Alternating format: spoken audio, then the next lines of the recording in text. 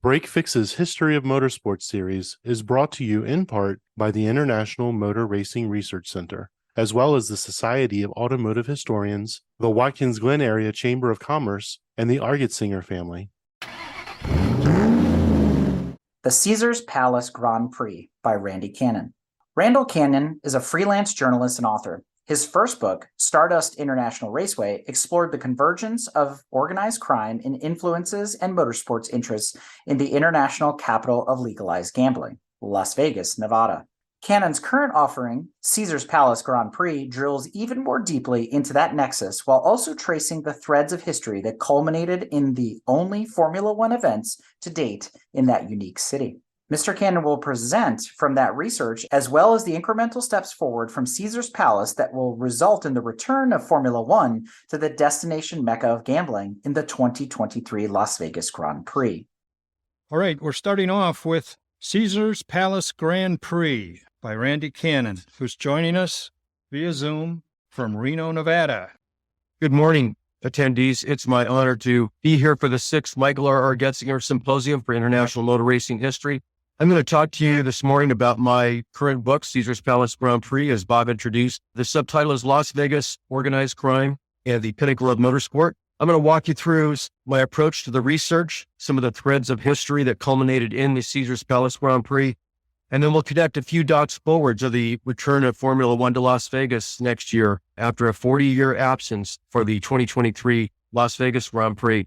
I jumped into this project by going back to my original programs. I did get to attend the 81 and 82 Formula One events and the 1983 Kart IndyCar event. I kind of wanted to see what players, what actors I had to work with for the thesis as I wanted to develop it. I started with Cliff Perlman. I remember him from my youth in Las Vegas. He certainly had alleged organized crime connections, most notably to the financial kingpin of the organized crime syndicate at the time, Meyer Lansky, and alleged heir apparent to Meyer Lansky, a fellow named Alvin Melnick, who is actually still with us. He was mentioned on the infamous Abscam reportings of the late 70s, as were Lansky and Melnick and Caesars Palace. He was the chairman of the board of Caesars Palace at the time of the 1981 Formula One event and was the CEO of the parent corporation, Caesars World. Next, I saw Harry World. He was an original 1966 investor in the development and setup of the Caesars Palace Resort, a gambling licensee, a very shadowy background. At the time of the first Formula One event, he was the CEO of Caesars Palace. He was a fixture on the Caesars Palace campus for nearly 2 decades.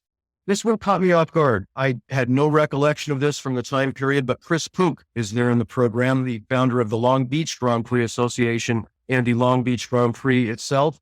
He was the Grand Prix consultant for the Caesars Palace events, the first 3 at least, and was very involved in the development of the program and the operations of the event. Down at the bottom here, really an interesting aside, Dr. Jeffrey McDonald, convicted fatal vision murderer for those who remember the book and movie of the same name. He was the Caesars Palace Grand Prix medical consultant. He had the same role for the Long Beach Grand Prix. Had a chance to meet William D. Weinberger, Bill Weinberger, the son of William S. Weinberger. A very prominent Cleveland family came out to Las Vegas to work at gambling operations. I got to meet Bill, interviewed him extensively, and he was extremely generous, sharing his recollections of the events, including his interactions with Bernie Ecclestone. Just a very nice, honorable man.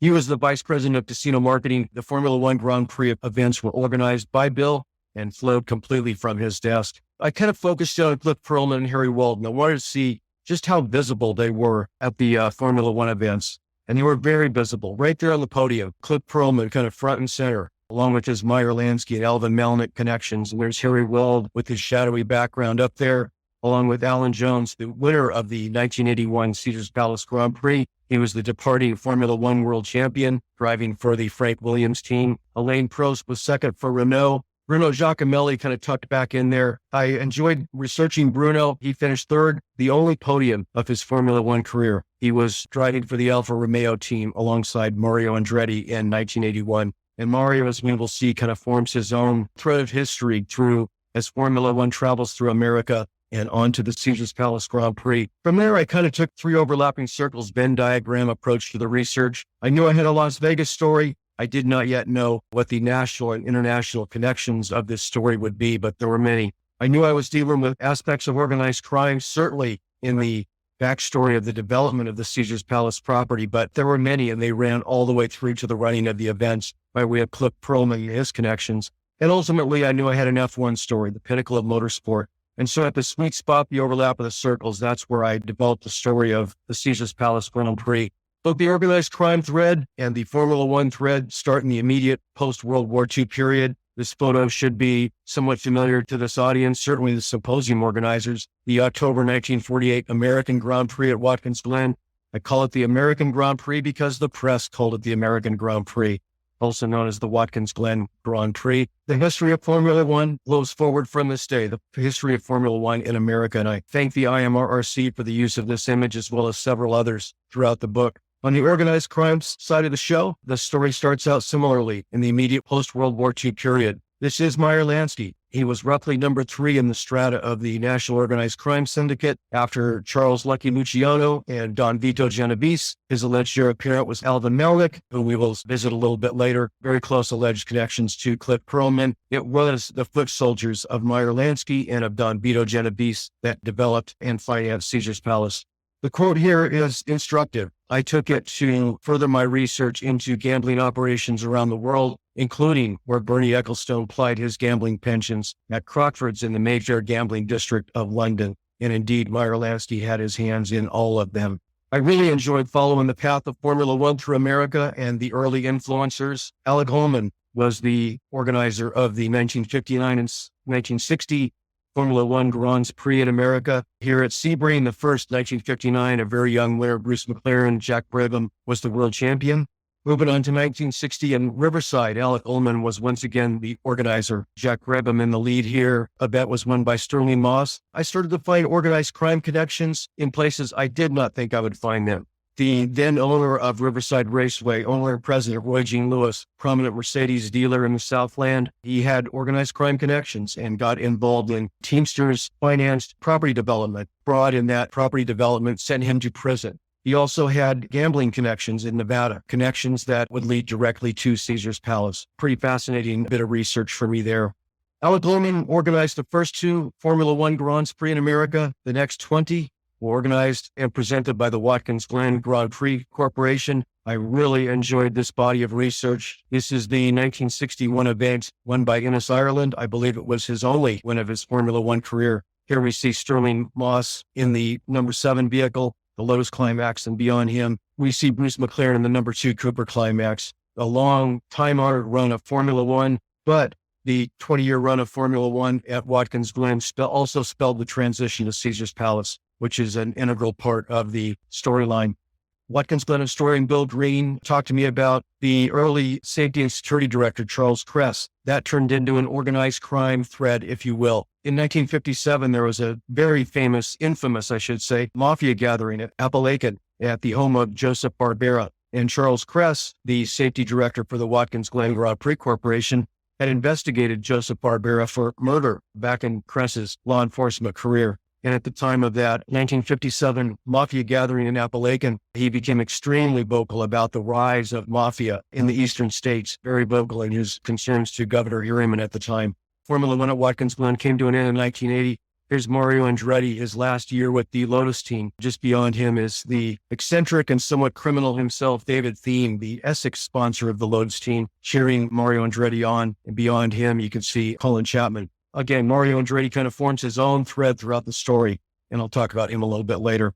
Part of my research, I dug deeply into the files of the Federal Bureau of Investigation, Securities and Exchange Commission, every organized crime commission I could get my hands on. This was a really instructive document. Here are the FBI documents. One of the Meyer Lansky foot soldiers, Jerome Zarowitz, and his positioning in the development of Caesars Palace. He mentions a couple of other fellows, Vincent Jimmy Blue Eyes Allo and Anthony Fat Tony Salerno of the Don Vito Genovese crime family, one of the 5 New York families. They are entrenched in the financing of Caesars Palace, buying hidden concealed ownership points in Caesars Palace. Very instructive document. And the essential rub here is that they're all complaining that the public development fronts, Jay Sorrow and Nate Jacobson, have not put in any money yet they are being credited publicly with bringing everything together at Caesars Palace. Interesting parallel from probably late 1965, the underground construction, the foundation construction of Caesars Palace, There's our friend Harry Wald, who we saw 15 years later on the podium of the Caesars Palace Grand Prix.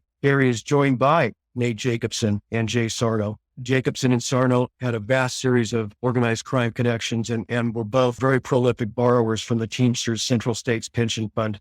Basement construction that we see there also contained the somewhat infamous bunker boardroom of Caesars Palace, where Bernie Ecclestone signed the contract for the '81 Formula One event with Clifford Perlman and Bill Weinberger. Caesars was unabashed and were teased to their resort, an orgy of excitement. This is advertising the grand opening of Caesars on August 5th, 1966. Here we see Nate Jacobson, and he asked for this photo with none other than Jimmy Hoffa, the president of the Teamsters Union. By now, Jimmy Hoffa had been convicted in his federal fraud trial and was about 4 months away from reporting to prison. After the discharge of prison, we all know how that turned out for Jimmy Hoffa, but he was front and center at the table of honor at the Caesars Palace Resort, I should say. It's a very telling image of just what Caesar was made of. The book includes some period picture postcard views of the Las Vegas Valley for anyone who has been there of late. All of this property has been developed over.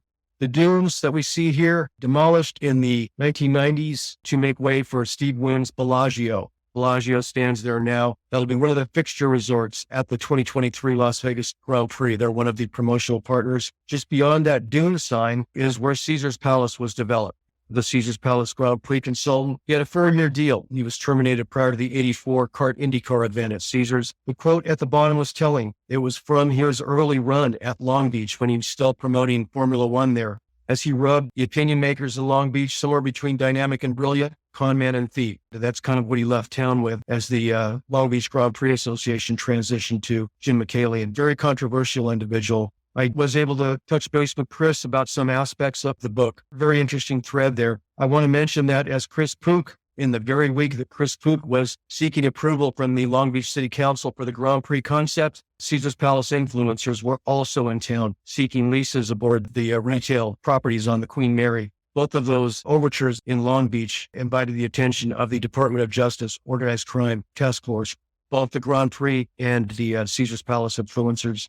Back to Mario. I enjoyed putting as much Mario in the book as I could. This is the 1975 Formula 5000 event, the first Long Beach Grand Prix and the preamble event to the first Formula One Long Beach Grand Prix. I enjoyed following Formula One through America. It was interesting to see the rub between Long Beach and Watkins Glen and how Bernie Ecclestone leveraged both of those off of each other. Mario Andretti won the 1977 Long Beach Grand Prix. Here he is leading Niki Lauda in the Ferrari. I believe they finished about that close. Mario Andretti's win, believe it to this date, is still the only win by an American in a Formula One event on American soil. I believe that to be true. And it completely entrenched the presence, the awareness of Formula One in the American consciousness. I found it interesting that as the Caesars Palace Grand Prix transitioned between 82 and 83 from Formula One to IndyCar, a year later, so did Long Beach transition from Formula One to IndyCar. These were big stories of the time, and they also pointed up the splits between USAC and CART, and also FOCA and FISA on the Formula One side. And also pointed out the influence of Bernie Ecclestone in driving the licensing fees, the promotional fees for a Formula One event. At the time, his fees were about 3 times the fee of a CART IndyCar event, whereas the CART IndyCar drivers became much more well-known. They were much easier to advertise on TV than most of the F1 drivers. This is the groundbreaking ceremony at the Caesars Palace Grand Prix. We're now into 81. And once again, the white-haired gentleman in the center of the image, none other than Harry Wald, and his deep shadowy background. Just left of Harry is Bill Weinberger, who I got to interview extensively again. Very interesting image. Image of construction. This is probably July of 1981. Temperatures are probably 110 to 115 degrees. This is taken from the 27-story fantasy tower of Caesars Palace, which was built about 1979-1980. It still stands today as the Caesars Palace Forum Tower. Contrary to popular belief, Formula One cars did not race on parking lot asphalt. As you can see, the construction crews excavated a section of FIA spec base and asphalt. All of the turns were profiled to FIA specifications. It was constructed through the parking lot. The dirt property beyond was actually owned by the former Howard Hughes Tool Company and was leased to Caesars Palace for the running of the Grand Prix events. This is an image looking east, pretty much opposite from where we were. This is also taken from the Fantasy Tower. The hairpin turn, left center of the image, is turn one of the Formula One circuit. It was also turn one of the IndyCar circuit, as the twisting Formula One circuit was converted to a 5-turn oval for IndyCar. Got some interesting period reserve properties here at the right of the image. It's the left end of the Flamingo Hilton, originally opened as the Fabulous Flamingo by Bugsy Siegel in 1948. It transitioned through a few owners, including a bit of Meyer Lansky along the way. But those are the retail shops of the then Flamingo Hilton. Next is the Imperial Palace, developed by the very controversial Ralph Engelstad. The Holiday Inn, going vertical, it later became a Harrah's. And over at the left side of the image is the round tower of the world-famous Sands Hotel Casino. That is the Sands as it appeared during the 1950s, 1960s Rat Pack era, where Frank, Dean, Sammy, and the boys played in the Copa showroom. Beyond that is the Las Vegas Hilton, originally developed by Kurt Kerkorian as the International. That contained the showroom where Elvis used to play. The Caesars Palace Grand Prix was a star-studded event, much as the 2023 Las Vegas Grand Prix will be. This is actor Morgan Fairchild visiting with Leroy Neiman, the great American impressionist. Mr. Neiman painted the program art and poster art for the first 3 Caesars Palace Grand Prix events. In the mid-1970s, Caesars World, the parent corporation, sold some honeymoon resorts in the Poconos to none other than Alvin Melnick, the alleged heir apparent to the mob financial kingpin Meyer Lansky. Caesars sold the resorts to Melnick, retained the Caesars branding, and then leased them back from Melnick. As Bill Weinberger explained it to me many times, Caesars needed the liquidity of the sale at the time and needed to protract operating costs of the resorts. It was very instructive to me that Alvin Melnick got a 100% Teamsters mortgage for those resorts. So once again, Caesars was paying down a Teamsters mortgage just as they had on the original resort. Here's Alvin Melnick's Caesars owned properties. This signage ran through the 4 years of the Caesars Palace Grand Prix. At the left of the image is the signage of the Caesars Palace Boardwalk Regency in Atlantic City. Cliff Perlman got in deep with the New Jersey Casino Control Commission for his dalliances with Melnick and his alleged association with Meyer Lansky. The New Jersey Casino Control Commission eventually led to his removal from Caesars World and his Las Vegas position at Caesars Palace. It was quite the story of the time. The events themselves, I enjoyed reliving them as I got to attend them. This is Alan Jones, the winner of the 1981 Caesars Palace Grand Prix, driving for the Frank Williams team. Again, he was the departing Formula One world champion. The Saudi sponsorships on the Williams team are noteworthy. These were the companies of the Saudi royal family and their proxies, and thus began a 4-year walk through the desert from this point in history to the emergence of the Saudi Arabian Grand Prix in 2021. Thanks so much to start a research project on that 40-year run right there. The 1982 event, the last of the Formula One events, Caesars Palace, was very popularly won by a very young Michele Alboreto, driving for Ken Tyrrell's squad. First Formula One win by a Tyrrell in quite some time, a few years.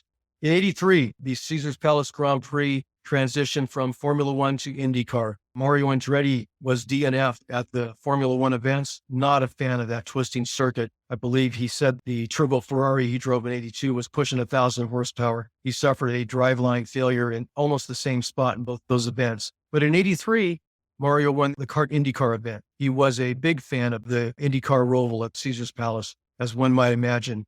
In this image, we see Teo Fabi at the front, the late John Paul Jr. in second place, Garrett Daly third, and there's Mario in his Newman Haas Lola in fourth. This was the first year of the Newman Haas team, and as Mario described it to me, he's the one who brought the parties together. It was a match made in heaven, and history certainly supports that. In 84, last of the run, another kart IndyCar event. In this one, Mario finished second. Tom Sneva won the event. Mario claimed his first IndyCar championship in 15 years since 1969, the year that he also won the Indy 500. In this image, we see Mario Andretti on the point, Danny Sullivan, Bobby Rahal, Emerson Fittipaldi, Tom Sneva, and at the back there in the red and white, or Miller car, I'm sorry, that's Al Unser Jr. There are 9 Indy 500 victories and 3 Formula One World Championships captured in this image. Quite an image.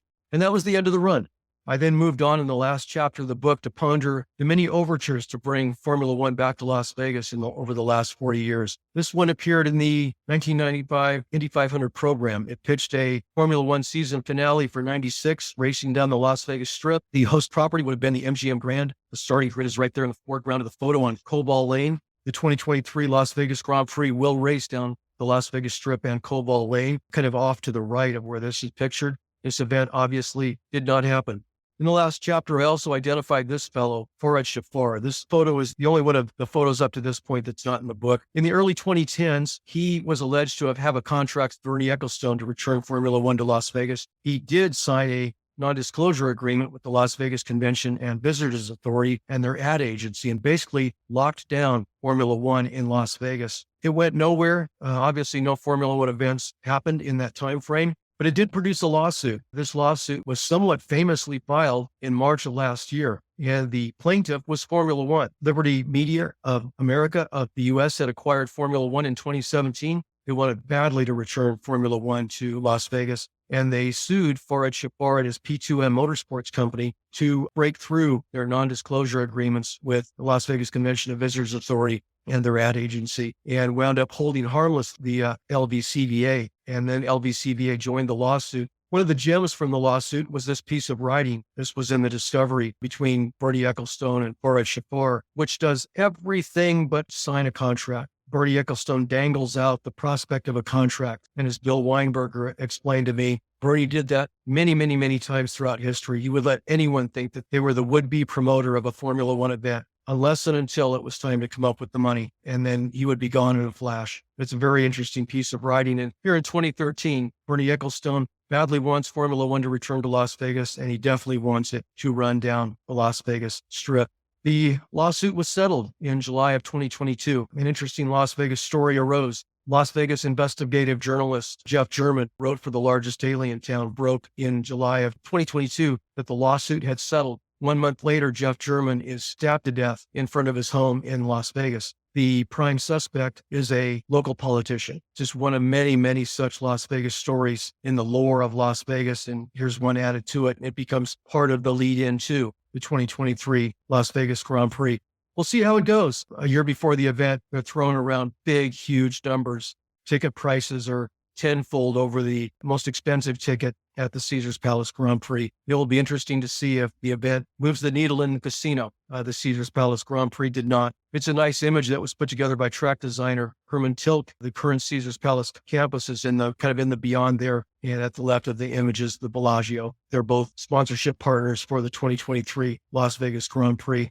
I'm going to do a quick read from Chapter 8. After I'd submitted the manuscript to the publisher, I sent Chapter 8 to Duke Argetzinger. I wanted to get his read on it, and he and JC turned it into a very nice editorial review that made it on the back of the book. Chapter 8 is roughly the events of 1980, and there was supposed to be a Caesars Palace Grand Prix in 1980. It did not happen. The title's Trumpets and Tribunals, the Caesars Palace Grand Prix that wasn't the final U.S. Grand Prix at Watkins Glen, and many stains upon Caesar. The announcement by the Shah of Formula One Racing, Bernard Ecclestone, that Watkins Glen should be replaced by Las Vegas, rang the reports, has raised quite a storm of protest in the colonies. Indeed, international efforts to scuttle the U.S. Grand Prix at Watkins Glen in favor of an event at Las Vegas dominated the Formula One winter break headed into 1980. The global gambit also pointed up the futility of the ACUS delegation to FISA, certainly with respect to the fortunes of the U.S. Grand Prix. Further, the potential loss of Watkins Glen as the East Coast outpost of Formula One incited one of the most acerbic voices in the annals of American automotive journalism. This pathetic urge for approval by our European peers has reached the point of absurdity, wrote Brock Yates.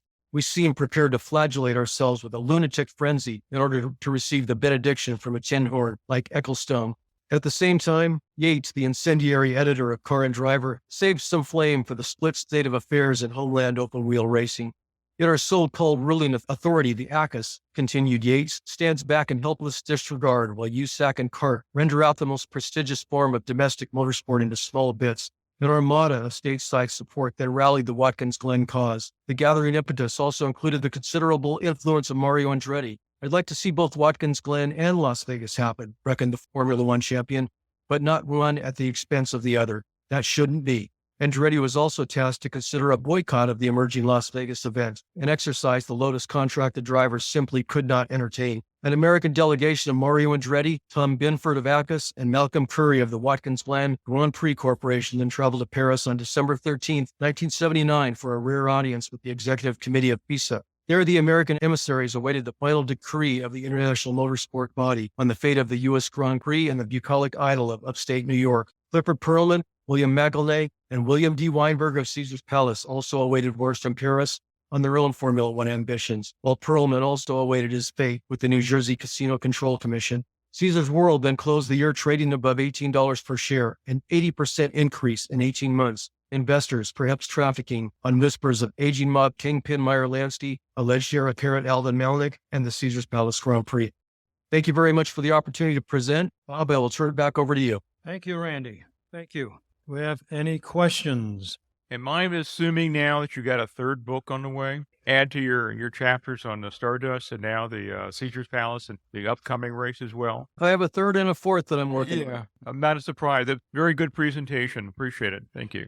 Randy, where can we purchase a copy of this book? The book is available from the publisher, McFarlandBooks.com. I always like to mention Autobooks, Aerobooks.com out in Burbank. Tina and Chuck there have just a wonderful automotive and aerospace mom and pop bookstore. Their collection is amazing. It's available at Amazon, Barnes & Noble, most online booksellers. Some people have had some nice things to say about it. Appreciate that very much. It won a nifty little award. So it's out there and it's available. To what extent do you think organized crime has played a role in Formula One globally over the years? Wherever there is tax-free liquidity to be gathered, I think organized crime probably has their hooks in it. Wherever there is organized gambling, whether it's legal or illegal, I think organized crime has their hooks in it. I found a few convergences of the subject matter along the way. Bernie Ecclestone was and is an inveterate gambler, and so organized crime could have followed him by way of wherever he placed his bets. One of the quotes that I found pretty early on was when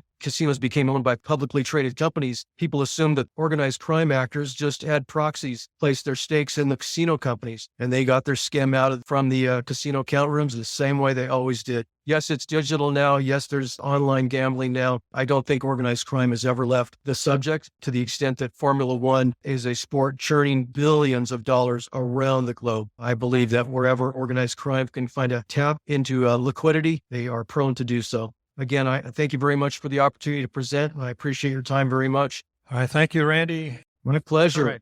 Thanks, Randy. Thank you. Take care. This episode is brought to you in part by the International Motor Racing Research Center. Its charter is to collect, share, and preserve the history of motorsports, spanning continents, eras, and race series. The center's collection embodies the speed, drama, and camaraderie of amateur and professional motor racing throughout the world. The center welcomes serious researchers and casual fans alike to share stories of race drivers, race series, and race cars captured on their shelves and walls and brought to life through a regular calendar of public lectures and special events. To learn more about the center, visit www.racingarchives.org. This episode is also brought to you by the Society of Automotive Historians. They encourage research into any aspect of automotive history. The SAH actively supports the compilation and preservation of papers, organizational records, print ephemera, and images to safeguard, as well as to broaden and deepen the understanding of motorized, wheeled land transportation through the modern age and into the future. For more information about the SAH, visit www.autohistory.org. We hope you enjoyed another awesome episode of Break Fix Podcast, brought to you by Grand Touring Motorsports. If you'd like to be a guest on the show or get involved, be sure to follow us on all social media platforms at Grand Touring Motorsports. And if you'd like to learn more about the content of this episode, be sure to check out the follow-on article at gtmotorsports.org. We remain a commercial-free and no annual fees organization through our sponsors, but also through the generous support of our fans, families, and friends through Patreon. For as little as $2.50 a month, you can get access to more behind-the-scenes action, additional pit stop minisodes, and other VIP goodies, as well as keeping our team of creators fed on their strict diet of Fig Newtons, gummy bears, and Monster. So consider signing up for Patreon today at www.patreon.com/GT Motorsports. And remember, without you, none of this would be possible.